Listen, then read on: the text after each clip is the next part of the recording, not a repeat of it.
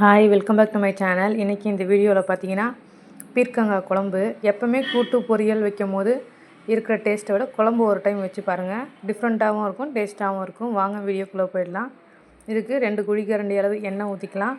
கொஞ்சமாக கடுகு சீரகம் போட்டு தாளிச்சதுக்கப்புறமா ஒரு பச்சை மிளகாவை நான் 2ஆக உடச்சி போட்டிருக்கேன். 2 வெங்காயம் போட்டு நறுக்கி நல்லா வதக்கிக்கோங்க. வதக்கினதுக்கப்புறம் பீர்க்கங்காய் முத்தெல்லாம் இல்லாமல் பார்த்து வாங்க, டேஸ்ட்டாக இருக்கும். அப்போ தான் பிஞ்சு காயாக பார்த்து வாங்க. நம்ம காய் பொரியலுக்கு வைக்கிறத விட குழம்புக்கு கொஞ்சம் பெரிய பெரிய சைஸாக கொஞ்சம் ஸ்கியூபாக கொஞ்சம் கட் பண்ணி வச்சுக்கோங்க.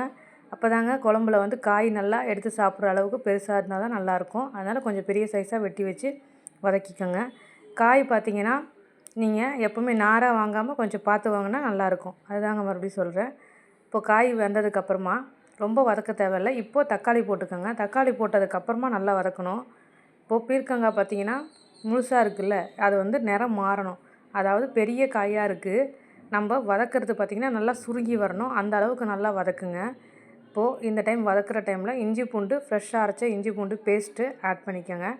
ஆட் பண்ணி இது நல்லா வதக்கிக்கோங்க. இப்போது நல்லா வதக்கினதுக்கப்புறம் பாருங்கள், நம்ம போட்ட கலரும் இப்போ இருக்கிற கலர் பார்த்திங்கன்னா சேஞ்ச் ஆகிருக்கும். அந்த அளவுக்கு நல்லா நிறம் மாறுற அளவுக்கு நல்லா வதக்கிக்கோங்க.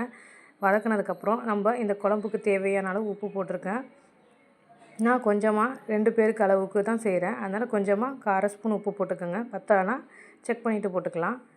பார்த்திங்கன்னா நல்லா வதக்கினதுக்கப்புறமா உங்களுக்கு காஷ்மீரி மிளகாய் இருந்துச்சுன்னா காஷ்மீரி மிளகாய் சேர்த்துக்கோங்க. இல்லைனாலும் பரவாயில்ல. தனி மிளகாத்தூள் 1 ஸ்பூன், 2 ஸ்பூன் மல்லித்தூள், 2 ஸ்பூன் குழம்பு மிளகாத்தூள் இதை நல்லா ஆட் பண்ணிக்கோங்க. ஆட் பண்ணதுக்கப்புறம் கண்டிப்பாக இதுக்கு ஒரு கரம் மசாலா ஆட் பண்ணிக்கோங்க. உங்கள்கிட்ட கரம் மசாலா இல்லைன்னா மட்டன் மசாலா ஆட் பண்ணிக்கோங்க. நல்லா தான் இருக்கும் டேஸ்ட்டு. இந்த மசாலாஸ்லாம் ஆட் பண்ணி நல்லா வதக்கி விட்டுக்கோங்க. பார்த்திங்கன்னா மசாலா எப்போவுமே ஆட் பண்ணுறப்போ சிம்மில் வச்சு வதக்குங்க. அடி பிடிச்சிடாமல் இருந்தால் தான் நல்லாயிருக்கும். இல்லைனா மிளகாத்தூள் கருகுச்சுன்னா கசப்பு வாடை வரும். நல்லா ஆட் பண்ணதுக்கப்புறம் உங்களுக்கு தேங்காய் இருந்துச்சுன்னா தேங்காய் பால் ஆட் பண்ணிக்கோங்க.